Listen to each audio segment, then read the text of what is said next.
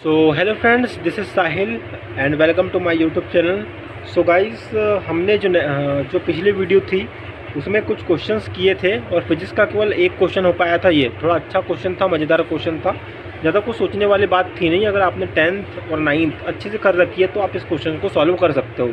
देखो यार, बहुत सारे लोग कहते हैं कि यार सुपरडेंट में ऐसे क्वेश्चन आते हैं, वैसे क्वेश्चन आते हैं, लेकिन अगर मैं आपको यहाँ पे लाइव दिखा रहा हूँ कि आपके 9th और 10th से बाहर कोई क्वेश्चन जाता नहीं है ना। अगर आपने एग्जैक्ट में अच्छे से 9th और 10th के कुछ चैप्टर्स को, है ना, सारे चैप्टर भी नहीं, कुछ चैप्टर्स को, है ना, वो चैप्टर्स मैं बताऊंगा।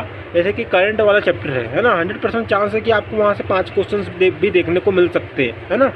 तो ऐसे बहुत सारे चैप्टर्स होते हैं। जैसे कि हमारे पास मोशन है, क्लास 9th का चैप्टर है, पक्की बात है कि उससे क्वेश्चन आए ना, ऐसा हो ही नहीं सकता, है ना। दुनिया इधर से उधर हो जाएगी लेकिन उस चैप्टर से क्वेश्चन आएगा, तो बहुत तगड़ा क्वेश्चन है। वैसे ही एपी वाला चैप्टर था, उससे क्वेश्चन बिल्कुल आएगा ही, है ना। तो जेई या नीट वाले जो भी बच्चे मुझे अभी देख रहे हैं, सुपर के जो बच्चे हैं जो अभी मुझे देख रहे हैं, तो उनके लिए ये वीडियो है ना। बहुत सारे कमेंट आ रहे थे कि आप फिजिक्स का बताइए, तो मैं फिजिक्स का लेके आया हूँ, ठीक है। सो यार, इस क्लास का जो पहला वीडियो है ये है ना। आप वीडियो को पॉज कीजिए और इस क्वेश्चन को ट्राई करने का, है ना, ट्राई कीजिए, है ना। देखो यार, अगर आप ट्राई नहीं करोगे तो अपने आप से आप धोखा करोगे, है ना। मैंने आपको जो ट्रिक्स बताई है, क्या इसमें लग रही है या फिर नहीं लग रही है, क्योंकि हर क्वेश्चन में ट्रिक नहीं लगती है, आपको बहुत सारे क्वेश्चन सॉल्व करने पड़ेंगे, है ना। जाने दो, पॉज कीजिए। तो आई होप कि आपने पॉज करके ट्राई किया होगा और आंसर कुछ ही बच्चों का निकला होगा, सारे बच्चों का निकला नहीं होगा, है ना। तो सबसे पहले हमको यहाँ पे दिया हुआ है कि किसी तांबे के तार का व्यास इतना है। आप बोलते हो ना यार क्वेश्चन कहाँ से आते हो, है ना। बहुत सारे क्वेश्चन तो आपकी बुक से ही आते हैं। अब जैसे कि ये वाला क्वेश्चन है, और ये देखो, ये मेरे पास क्लास 10th के NCERT है। अभी ये देखो, और ये क्लास 10th के फिजिक्स का जो है मैंने निकाला है चैप्टर नंबर 12, है ना। ये चैप्टर नंबर 12 मैंने निकाला हुआ है, ओके। अब मैं आपको बताता हूँ कहाँ से। अब आप देखिए, जो करंट वाले चैप्टर है उसके बैक एक्सरसाइज में क्वेश्चन है, यहाँ पे 6 नंबर पे एक क्वेश्चन था कि किसी तांबे का तार का जो हमारे पास डेंसिटी है वो 0.5 mm है, एंड उसकी जो हमारे पास प्रतिरोधकता है वो हमारे पास 10 है, और ये और सेम टू सेम क्वेश्चन ये है। बस यहाँ पे क्या हुआ, उन्होंने 0.5 दिया था और यहाँ पे दे दिया 0.4। तो मेक श्योर यार कि हम ये जो विद्युत वाला चैप्टर है और जो थर्ड चैप्टर एक हमारे पास मैग्नेट वाला चैप्टर है, इनके ये जो बैक एक्सरसाइज के क्वेश्चन है ना, ज़्यादा मत करना, है ना। फालतू फर्जी यूट्यूबर के बैच में ज्वाइन होने से अच्छा है कि हम क्यों ना यार इन क्वेश्चंस को कर ले, है ना। इन क्वेश्चंस को जिसने कर लिया ना यार, मैं दावे से कहता हूँ कि यार वो कहीं ना कहीं पेपर अच्छे से करके आएगा, है ना। और अगर आपसे ये क्वेश्चन नहीं होते हैं ना भाई, सबके बस की बात नहीं है। मैं सारे स्टूडेंट के लिए वीडियोज़ बना रहा हूँ, है ना। तो ऐसा विद्यार्थी भी है जिसने यार ज़्यादा कुछ नहीं पढ़ रखा, जिसके 55 से 60% आए, लेकिन उसको चांस मिला है सुपरनेट के थ्रू, है ना। तो यार आप क्या करना है यार, कम से कम आंसर याद कर लेना, है ना। कंसेप्ट नहीं पता लेकिन आंसर याद कर लेना। हो सकता है कि आपकी किस्मत चमक जाए और 1-2 क्वेश्चन आपको सिमिलर देखने को मिल जाए, सेम टू सेम, है ना। लेकिन ट्राई ये करना कि हमको ये सारे के सारे सॉल्व हो जाए, है ना। NCERT है, NCERT के सारे सॉल्यूशन वेबसाइट पे दिए हुए हैं, आप जाके विजिट कर लेना, है ना। बहुत सारी वेबसाइट्स है हिंदी मीडियम की, ठीक है। तो ये सारे के सारे आपको सॉल्व करने हैं। उसके बाद जो मैं तो करा ही रहा हूँ, है ना, लेकिन भाई खुद से भी तो मेहनत करनी पड़ेगी ना। ट्रिक के सहारे कुछ नहीं होता भाई। ये जो हमारे पास इस देखो बैक एक्सरसाइज के जो क्वेश्चन अच्छे केवल 12 और 13 चैप्टर करना है, और कुछ फालतू की बकलुल्ली ने आपको नहीं करनी है, ठीक है ना। ये सारे के सारे जितने भी आपके है ना वो कर लीजिएगा, है ना। और इसकी जो थ्योरी है ना, वो भी पढ़ लीजिएगा, क्योंकि जो नीट वाले विद्यार्थी है ना भाई, उसमें यार क्वेश्चन से ज़्यादा थ्योरी आती है ना। इसलिए अगर आपने थ्योरी कर ली तो जो स्टेटमेंट टाइप के जितने भी क्वेश्चन है ना, वो नीट वाले विद्यार्थी से निकल जाएंगे, है ना। तो हम इसको सॉल्व करते हैं यार। हमें दिया हुआ है कि किसी तांबे के तार का जो व्यास है वो 0.4 mm है ना, और इसकी जो प्रतिरोधकता दी हुई है इतनी, 10 ओम प्रतिरोध का प्रतिरोधक बनाने में कितने लंबे तार की आवश्यकता होगी, है ना। तो हमको क्या गिवन है, इसका व्यास दिया हुआ है ना, डेंसिटी हमको दी हुई है D। ये हमको कितना दिया हुआ है यार, ये हमको दिया हुआ है 0.4 mm। अगर आपको थोड़ा सा भी नॉलेज है तो आप इसको क्या लिख सकते हो, आप इसको लिख सकते हो 4 × 10⁻⁻1, है ना। इस प्रकार के पेन का यूज़ करना चाहिए, है ना। ये बिल्कुल आसानी से, है ना, बिल्कुल थोड़े से पतले पेन होते हैं। 4 × 10⁻⁻1, ओके। सो यहाँ पर mm है और मुझे किस में बदलना है, मीटर में। मिलीमीटर को मुझे मीटर में बदलना है, तो बेसिकली बात है कि मैं 100 से भाग कर दूंगा, तो ये हो जाएगा 4 × 10⁻³ और ये हो जाएगा हमारे पास मीटर। और हमको क्या गिवन है, हमको यहाँ पर दिया हुआ है इसकी प्रतिरोधकता। प्रतिरोधकता बोलो ना या विशिष्ट प्रतिरोध बोलो, बात एक ही होती है ना। प्रतिरोधकता और विशिष्ट प्रतिरोध एक ही चीज़ होते हैं। तो रो की वैल्यू हमको गिवन है 1.6 × 10⁸ ओम मीटर, ठीक है ना। यहाँ पर देखिएगा ये मीटर में था, इसलिए मैंने यहाँ पे इसको मीटर में चेंज किया है। कॉमन सेंस वाली बात है, आई होप आप इतना समझते होंगे, ठीक है ना। हमको यहाँ पे रेजिस्टेंस दिया हुआ है 10 ओम, तो आर की वैल्यू यहाँ पे हो जाएगी हमारे पास 10 ओम। हमको फाइंड क्या करना है कि ये 10 ओम प्रतिरोध का प्रतिरोधक बनाने में यार कितने लंबे तार की आवश्यकता होगी, है ना। यानी कि मेरे को लेंथ एल की वैल्यू फाइंड करनी है। अब आपके दिमाग में सोचो कि यार ऐसा कौन सा फॉर्मूला है जिसमें एल भी आता हो, रो भी आता हो, है ना, ये सब चीज़ें आते हैं। तो आपको पता होगा कि ये जो फॉर्मूला होता है वो होता है हमारे पास रो = होता है हमारे पास RA/L, ठीक है ना, या R = ρL/A होता है, ठीक है ना। तो अगर मैं यहाँ से एल की वैल्यू फाइंड करूँ तो ये हो जाएगा हमारे पास RA/ρ। Okay, that's it. तो बस अब आपको वैल्यू फॉर्मूले में वैल्यू पुट करनी है, आपका आंसर निकल जाएगा। तो मैं पुट करता हूँ, L = हो जाएगा R की वैल्यू हमारे पास है 10 × A की वैल्यू हमको गिवन नहीं है। तो जब भी हमको एरिया गिवन नहीं हो तो एरिया का जो फॉर्मूला होता है वो होता है हमारे पास πr²। पाई की वैल्यू सबको पता है 3.14 होता है। अब R की वैल्यू क्या होती है, देखो यार हमको यहाँ पे D दिया हुआ है, मतलब डेंसिटी दी हुई है, तो R की वैल्यू हो जाएगी हमारे पास D/2, है ना। त्रिज्या व्यास की आधी होती है यार। 10th में आ चुके हो, 11th में जाने वाले हो, इतना तो पता होना चाहिए। किसी भी स्ट्रीम के स्टूडेंट हो यार, इतना मतलब ये तो बहुत कम नॉलेज है यार, इतना नॉलेज तो रहना चाहिए, ठीक। आई की वैल्यू सभी को पता रहते हैं ना। तो अब हमको सिर्फ वैल्यू पुट करना है 10 × ठीक है ना R। अब A की वैल्यू हमने निकाल दिया, एरिया ये हो जाएगा हमारे पास पाई मतलब 3.14। R² की वैल्यू हो जाएगी 4 × 10⁻⁶। ओके, 4 × 10⁻⁶। यहाँ से हमने इसको निकाल दिया। और हमारे पास जो रो है, जो रो की वैल्यू गिवन थी वो हमारे पास ये थी 1.6 × 10⁻⁸ ओम मीटर। तो इसको काट लीजिए यार, जैसे कि 1.6 है, इसको मैं लिख सकता हूँ 16, ऊपर 0 ले जा लीजिए, और 8 है, यहाँ पे ये 2 है तो ये -8, ये इससे कट जाएगा, है ना। तो आप जब तो यार ये 4 है, 4 बार कट जाएगा, मतलब 4 × 7 = 28 और 4 × 8 करूँगा तो 32 आता है और 5 में, मतलब इसका जो आंसर आ जाएगा वो जाएगा हमारे पास 78.8 मीटर। ओके, तो इसका जो फाइनल आंसर होगा वो हो गया हमारे पास ऑप्शन नंबर A, है ना। तो इस प्रकार से इस क्वेश्चन को करना था। अब हम नेक्स्ट क्वेश्चन पे चलते हैं। देखो ये दूसरा क्वेश्चन है हमारे पास कि कोई व्यक्ति है। पहले तो सपोज कीजिए कि हम इस पर ट्रिक कैसे लगा सकते हैं ना। देखो 25 और 24 ये दोनों एक दूसरे के सिमिलर दिख रहे हैं। मैंने आपको बताया था कि 0 कहीं पर भी आए, अगर आपको सॉल्व नहीं करते आता है तो उसका आंसर लगा दीजिएगा।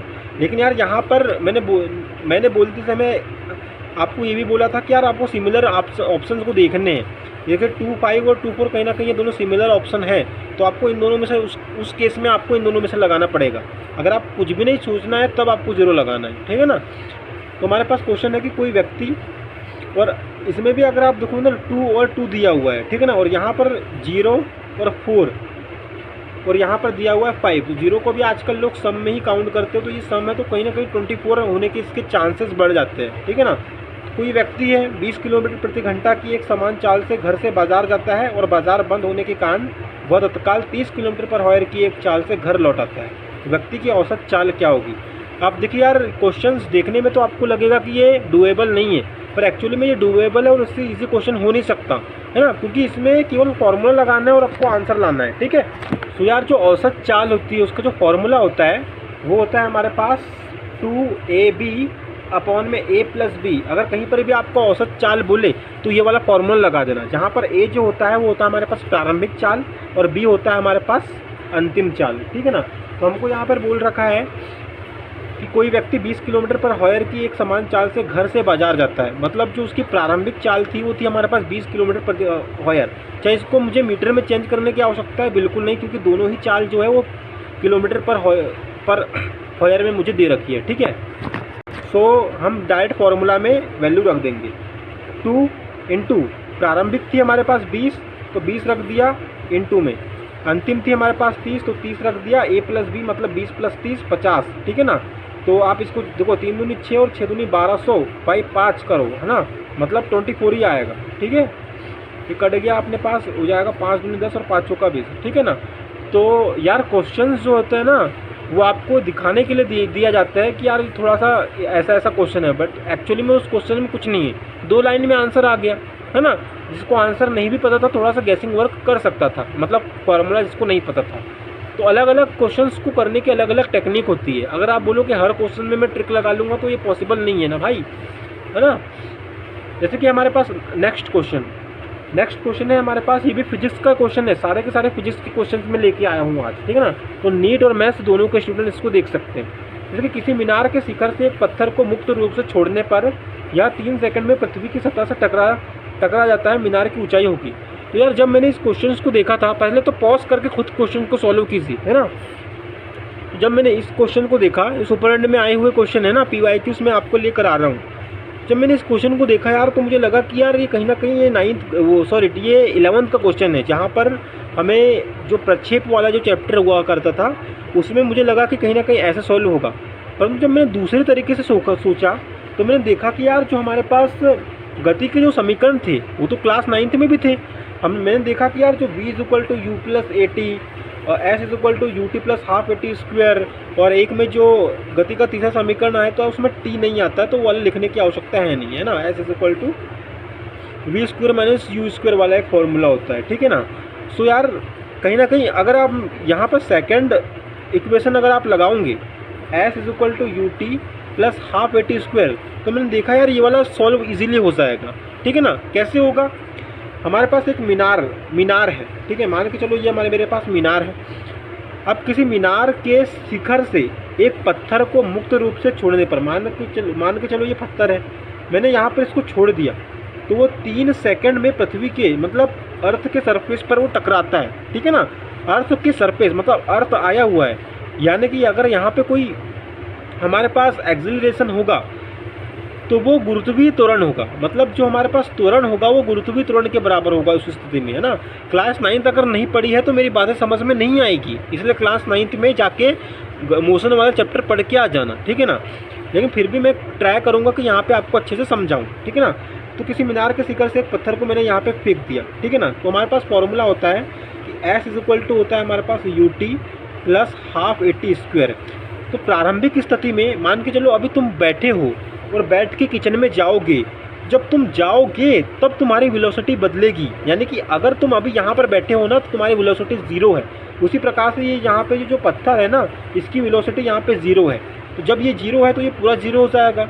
इसका मतलब s = 0 + ½ अब जो a जो है ना वो यहाँ पे यार अर्थ की बात की जा रही है, इसलिए ये जो है g के बराबर हो जाएगा, और t² मतलब 3 है तो ये अल्टीमेटली 9 हो जाएगा। ठीक है ना। अब जब किसी भी कंडीशन में जब यहाँ पर g की वैल्यू दी नहीं है, तो जब g की वैल्यू दी नहीं जाती है ना तो हम उसको 9.8 मानते हैं, है ना। तो ये हो जाएगा s = ½ × 9.8 इंटू में आ जाएगा 9। तो s = बस अब आपको सॉल्व करना है। सो यार 9 में 8 का गुणा करेंगे तो 72, मतलब ये 2.88/2 मतलब 4.1। यार ये तो किसी ऑप्शन में दिया नहीं है, इसका मतलब ये है कि इन्होंने g की वैल्यू के साथ खेला है। g की वैल्यू यार इन्होंने 10 रखी होगी, तो s = ½ 10 × 9 हो जाएगा 19/2 = 45, इसका राइट आंसर आएगा। अब देखो यार क्वेश्चन बनाने वाले ने यहाँ पे मिस्टेक की थी, क्योंकि g की वैल्यू अगर नहीं दे रखी है तो उस स्थिति में हम 9.8 मानते हैं, और जब मैंने इस क्वेश्चन पेपर को देखा तो वहाँ पे कोई g की वैल्यू मेंशन नहीं थी, है ना। जब मैंने 10 डाला तब ये 45 आया, मतलब ये बोनस इसमें दिया जाना था इस क्वेश्चन में, है ना। लेकिन ये भाई MP बोर्ड है ना, वो करता है जो करना है, MP SOS है, ठीक है ना, जो करेगा। अब ये जानकारी अपर्याप्त है, ये वाला ऑप्शन तो कभी ज़िंदगी में होगा नहीं, उसको मत लगाना। होगा भी तो 0.00001% केसेस में ऐसे ऑप्शन होते, ठीक है। अब जैसे कि हमारे पास नेक्स्ट क्वेश्चन है। सो यार देखो ये हमारे पास क्वेश्चन है किसी विद्युत परिपथ में, सबसे पहले इसको आप पॉज करके ट्राई कीजिए। किसी विद्युत परिपथ में 6 वोल्ट की बैटरी द्वारा 10 मिनट तक 60 मिली एम्पियर धारा प्रवाहित की जाती है, बैटरी द्वारा वह ऊर्जा ज्ञात कीजिए, है ना। अगर आपने अच्छी खासी ठीक ठाक 10th पढ़ी रखी है तो आप इस क्वेश्चन का आंसर दे दोगे, है ना। नहीं पढ़ी है तो फिर यार थोड़ी सी प्रॉब्लम है। तो ये डायरेक्ट फार्मूला बेस्ड क्वेश्चन है जो कि जेई में आया हुआ है शायद, जहाँ तक मैं हूँ, है ना। जेई में इतने इजी क्वेश्चन आते नहीं है, लेकिन ये आ चुका है, ठीक है। किसी विद्युत परिपथ में 6 वोल्ट की बैटरी द्वारा 10 मिनट तक 60 मिली एम्पियर। सबसे पहले आप देखिए इस मिली एम्पियर को हम एम्पियर में बदलेंगे, लेकिन उससे पहले मैं आपको अगर मुझे नहीं आता तो मैं किस प्रकार से इस क्वेश्चन को सॉल्व करता। देखिए यहाँ पे कितने डिजिट है, 2 डिजिट है। यहाँ पे कितने डिजिट है, 3 डिजिट है। यहाँ पे कितने डिजिट है, 4 डिजिट है। एंड यहाँ पे कितने डिजिट है, 5 डिजिट है। तो यार देखो 2, 3, 4 और 5 है। तो सबसे कम डिजिट वाला और सबसे ज़्यादा डिजिट वाले जो ऑप्शन है उसको आप काट दो, 2 और 4। मोस्ट ऑफ द केसेस में ये सही होता है ना। मैं साइंटिफिक तरीका आपको बता रहा हूँ। तो ये 2 और 5 इसको आपने काट दिया। अब आप जो बीच वाले जो क्वेश्चन है ना उसमें आप गैस वर्क कीजिए, है ना। अब आपकी जो सही होने के चांसेस हैं वो 40% ज़्यादा हो जाएंगे, ठीक है। अब जहाँ पे आप देखोगे तो 216 2 बार रिपीट है। तो चूँकि अब आपने इसको तो काट दिया और 216 2 बार रिपीट है, तो बी होने के चांसेस इसके ज़्यादा हो जाएंगे। समझ रहे हो आप? ये कुछ गेसिंग वर्क है जो मैं आपको बता रहा हूँ, है ना।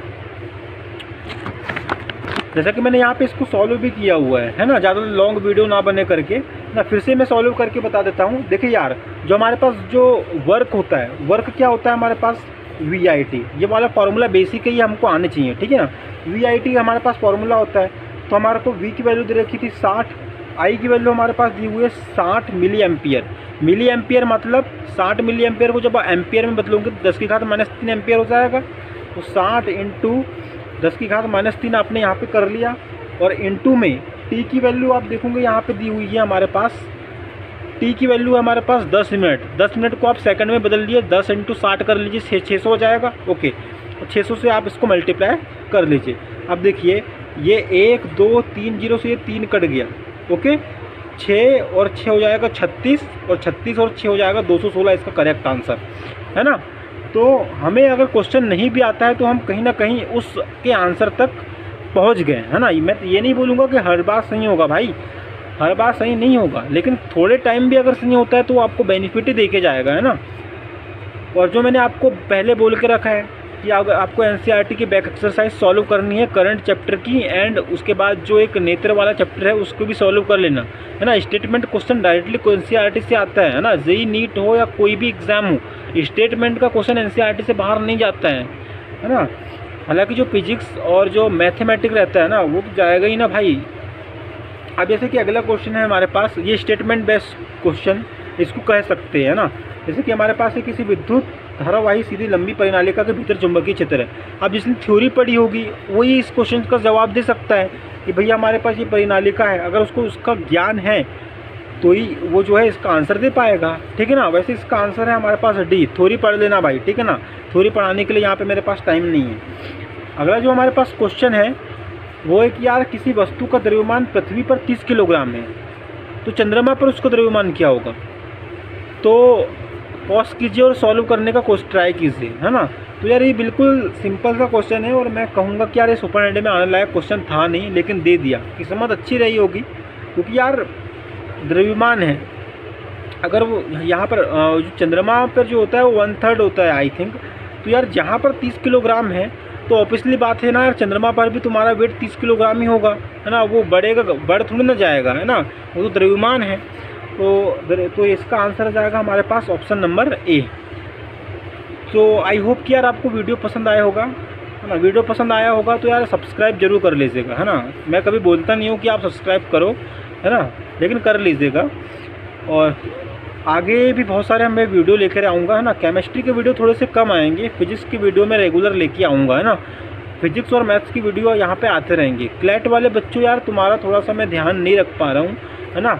हालांकि जनरल नॉलेज में मैंने बहुत सारे सर्टिफिकेट जीते हुए हैं, पर वो सब मैं अब भूल चुका हूँ, है ना। तो रिमेंबर करने में थोड़ा टाइम लगेगा। आपके लिए भी वीडियोस आएंगी, ऐसा नहीं है। 2-3 वीडियोस मैं आपके लिए लेकर के आऊँगा, जिसमें अंक गणित का जो पोर्शन है वो हम कवर करेंगे, है ना। इसी प्रकार की ट्रिक्स वहाँ पर भी लगेंगी। जो हमारे पास सांख्यिकी का एक चैप्टर होता था, वहाँ से क्लैट में बहुत भर भर के क्वेश्चन आते हैं, तो आप उसको कर सकते हो, ठीक है ना। जैसे कि प्रोबेबिलिटी है, प्रोबेबिलिटी का क्वेश्चन मैंने अभी मैथमेटिक्स वालों को कराया नहीं है, तो नेक्स्ट वीडियो में मैं आपको वो करवाऊँगा।